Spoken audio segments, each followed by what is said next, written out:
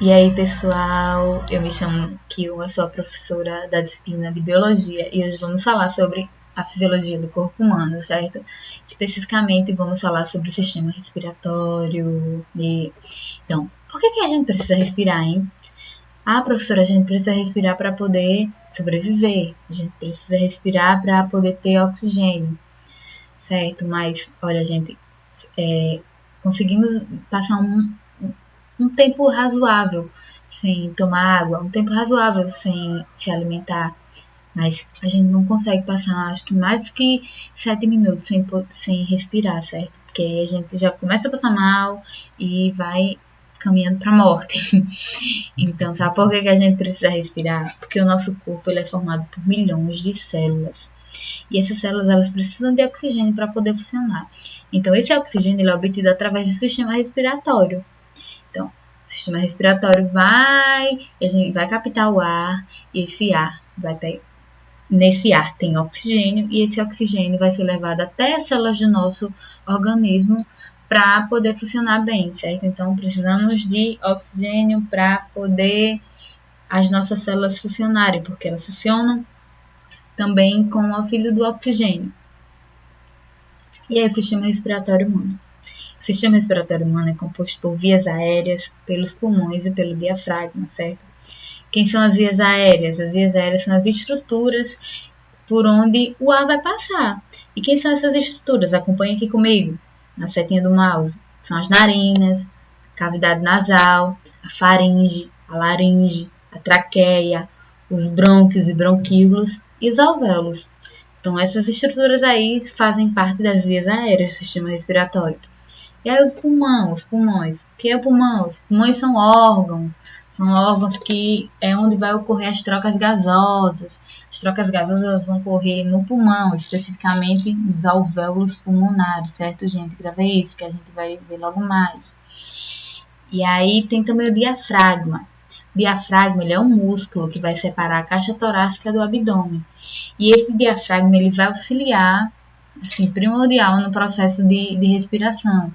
Ele ajuda muito no processo de inspiração e expiração, que a gente vai ver logo mais, certo? Então, o sistema respiratório humano é composto pelas vias aéreas, pelos pulmões e pelo diafragma, que é um músculo. Aqui, ó. Acompanha aqui comigo, uma setinha. Temos o diafragma, é um músculo que fica separando a caixa torácica do abdômen. E aqui temos o pulmão. A gente sabe que o pulmão tem o direito e o esquerdo, né? E aí os pulmões... o pulmão esquerdo ele é levemente menor do que o direito, justamente para ficar aqui, ó, o espacinho do coração, que a gente sabe que o coração ele é o quê? Levemente voltado para o lado esquerdo, então o pulmão esquerdo ele é um pouquinho menor do que o direito, certo? E aqui, desculpa, gente, aqui temos o sistema respiratório, certo? As fossas nasais, né? O nariz, a cavidade nasal, a faringe, a laringe, a traqueia, brônquios, bronquíolos, temos aqui o pulmão, diafragma, certo? E aí, o ar ele vai entrar pela cavidade nasal e ó, o nariz vai passar pela essa região do nariz, né? E sabe, gente, esses pelinhos que temos no nariz, professora, eu vou cortar, é horrível. Ei, faço não, viu, bichinho?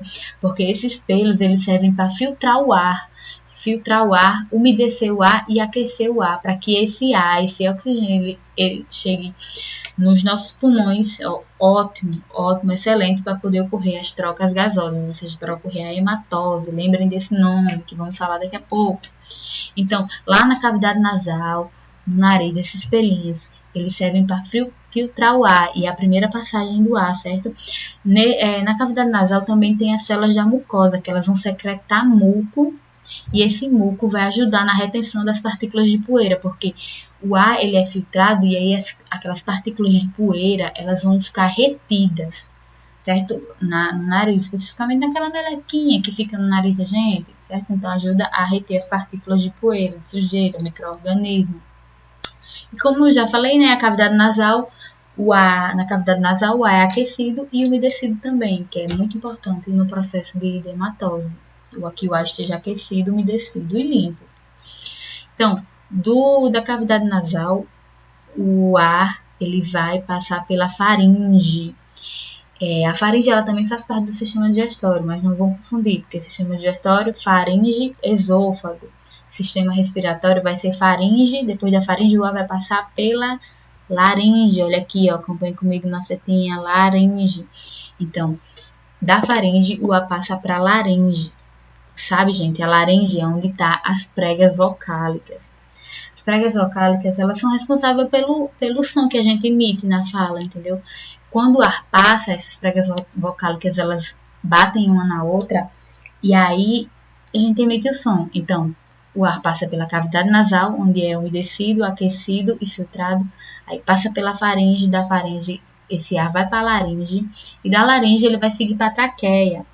E a traqueia é o quê? É um tubo, certo? Onde tem anéis cartilaginosos. Esses anéis cartilaginosos, eles sustentam e mantêm sempre aberta a traqueia, porque nenhuma via do nosso sistema respiratório, ela pode ser interrompida, pode ser tapada, entendeu? Porque senão o ar não vai passar, não vai chegar no pulmão, no alvéolo, para poder ocorrer a troca gasosa.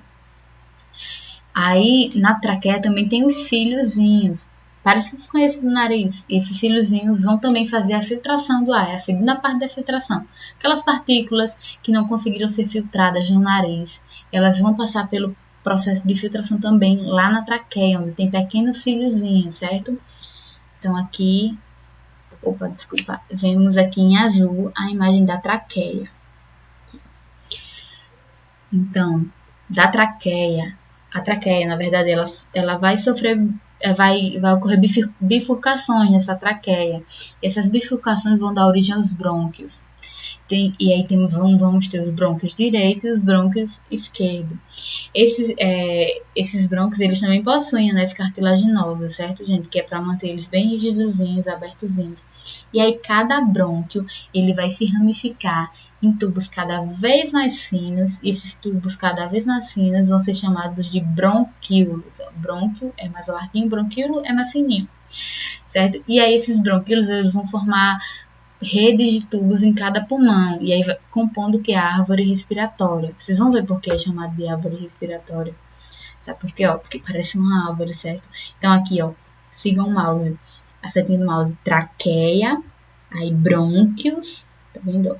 E os brônquios, eles se ramificam, tá vendo? Em bronquíolos, que são tubos cada vez mais fininhos. E os bronquíolos, dos bronquíolos se formam os alvéolos pulmonares. Ai, professor, o que é alvéolo pulmonar? Alvéolo pulmonar são minúsculos sacos, bem pequenininhos. Eles são formados por uma membrana. E essa membrana é recoberta por muitos capilares sanguíneos. É toda recoberta por capilar sanguíneo, certo? Aqui, ó, os cachinhos de uva parecem uns cachinhos de uva, né? Mas, na verdade, não vai colocar caixinha de uva, não. É alvéolos pulmonares. Certo? Esses alvéolos pulmonares, como vemos nessa segunda imagem, eles são recobertos por capilares sanguíneos, todo recoberto por capilar sanguíneo. Certo? Então, recapitulando, o ar ele entra pela via nasal, né, pelo nariz, a cavidade nasal, ele é umedecido, aquecido, filtrado, depois ele passa para a faringe, da faringe, vão acompanhando aí, ele vai passar pela laringe, da laringe passa pela traqueia, da traqueia eles vão para os brônquios, aí dos brônquios vão para os bronquíolos. Em cada pulmão tem uma rede, tem uma árvore respiratória, vocês estão vendo aqui. E aqui embaixo o diafragma. E a respiração. Ora, professora, como é que a gente respira? A gente respira através dos movimentos de inspiração e expiração, certo? Inspira é puxar para dentro, expirar é colocar o ar para fora, digamos assim. Então, inspira, expira. E o que é que a gente inspira, professora? A gente inspira ar, a gente inspira oxigênio, porque as nossas células, elas precisam de oxigênio. E a gente expira o que, professora? A gente expira gás carbônico, gás carbônico, CO2. E de onde é que vem esse gás carbônico, professora? O oxigênio eu sei, vem do ar, mas o gás carbônico, ele surge do nada do nosso corpo? O gás carbônico, ele é proveniente do processo de respiração celular. Ele é um tipo de metabólito, entendeu? Que é gerado por causa da respiração celular. Então, esse gás carbônico, esse dióxido de carbono, na verdade, ele é proveniente da respiração celular. E aí ele vai ser liberado no sangue, e do sangue esse gás carbônico vai passar para as nossas vias aéreas e vai ser expulso, certo? E aí o movimento de inspiração, como é que acontece a inspiração? Os pulmões eles vão se encher de ar, e aí o diafragma ele vai se contrair e descer. Com isso, a caixa torácica e os pulmões eles vão se expandir. Então, o diafragma ele contrai e desce, e aí a caixa torácica ela aumenta de volume e os pulmões se expandem, se enchem de ar, certo? Ar que tem que conter uma grande quantidade de oxigênio. Vocês dêem pausa no vídeo e vejam melhorzinho aqui essa animação. Expirando, o diafragma contrai e desce, certo? E a expiração, é o contrário. Vai acontecer o quê? O relaxamento do diafragma, fazendo com que ele se eleve e o volume da caixa torácica diminua. Então, na inspiração, o diafragma vai se contrair e descer. Na expiração, o diafragma vai relaxar e subir. Quando o diafragma relaxar e subir, vai diminuir o volume da caixa torácica e aí o ar vai ser expulso dos pulmões, certo? Agora temos uma observação, que nem todo o ar ele vai ser expulso do pulmão, certo? Para justamente evitar que as finas paredes dos alvéolos ele entre em colapso. Então, imagina se todo o ar fosse expulso do pulmão, dos alvéolos pulmonares, esses alvéolos eles iam entrar em colapso, iriam colar uma parede na outra, entendeu? Então, nem todo o ar ele é expulso no momento da expiração. E aqui temos o processo de respiração, né? Inspira, expira. Tá vendo? Muito bem. Então, o ar que entra no nosso pulmão, ele é 20% oxigênio. Então, todo ar que a gente inspira, ele tem 20% de gás oxigênio. E aí, depois de ter percorrido as vias aéreas, o ar vai chegar onde? Nos pulmões, especificamente nos alvéolos pulmonares, lembra aqueles saquinhos? E aí, nos alvéolos pulmonares onde vai ocorrer as trocas gasosas, certo? É por meio do processo de hematose. Então, estudem processo de hematose pulmonar, que aí na sala a gente vai ver melhor como é esse processo de hematose, certo? Mas só dando uma pincelada, o oxigênio ele vai chegar nos alvéolos pulmonares, dos alvéolos eles vão passar para o sangue, e aí o gás carbônico que vai estar no sangue, o CO2, né, que vai estar no sangue, ele vai passar do sangue para o alvéolo. Pro alvéolo. E o oxigênio que está no alvéolo vai passar para o sangue, certo? Então, estudo em processo de hematose, troca gasosa nos alvéolos, que aí na sala a gente vê com mais detalhes, certo? E a nossa respiração, professora, a gente que controla, a gente precisa ficar pensando, tenho que respirar agora. Não precisa respirar não, tem que respirar. Não, gente, a gente sabe que não é assim, né? O controle da nossa respiração, ela é de modo involuntário e é controlado pelo centro nervoso. E aí o que acontece? Em condições de repouso, vai ocorrer uma ventilação pulmonar numa frequência de 12 a 15 vezes por minuto, certo? Então, de 12 a 15 vezes por minuto, a gente tem uma ventilação pulmonar, a gente respira. Então, façam a conta aí. Se em 1 minuto a gente respira 15 vezes, em 15 minutos a gente vai respirar quantas vezes? Façam aí a conta, certo? E aí, quando a gente se exercita, vai aumentar a quantidade de dióxido de carbono no sangue. Por quê? Porque as nossas células vão estar trabalhando mais. E aí, aumentando a quantidade de dióxido de carbono no sangue, vai aumentar o grau de acidez no sangue. É por isso que a gente fica com com dificuldade de respirar. Mas aí, no caso de em casos de diminuição da concentração de oxigênio no sangue, o ritmo respiratório ele também vai aumentar, ou seja, o ritmo respiratório ele aumenta tanto na diminuição da concentração de oxigênio, como no aumento da concentração de dióxido de carbono, certo? Quando a gente faz algum exercício, aí a gente fica muito eufórico, né? É porque o nosso corpo está precisando de oxigênio, o nosso sangue ele está o quê? Ficando ácido, porque tem muito dióxido de carbono. E o que acontece? Em regiões de grandes altitudes, a pressão atmosférica ela vai o quê? Aumentar ou diminuir? A pressão atmosférica diminui. Por quê? Porque o ar lá é mais rarefeito. seja, é raro, lá é muito raro o ar, entendeu? Tem pouco ar, digamos assim. O que é que vai acontecer? Vai ter uma menor concentração de oxigênio nas regiões de grandes altitudes, certo? E aí, ó, teve um dia que eu viajei lá para o Peru, e aí, quando cheguei lá, eu fiquei com náusea, tontura, dificuldade de respirar. Por quê? Porque meu corpo não estava adequado, entendeu? Tinha pouco ar ali.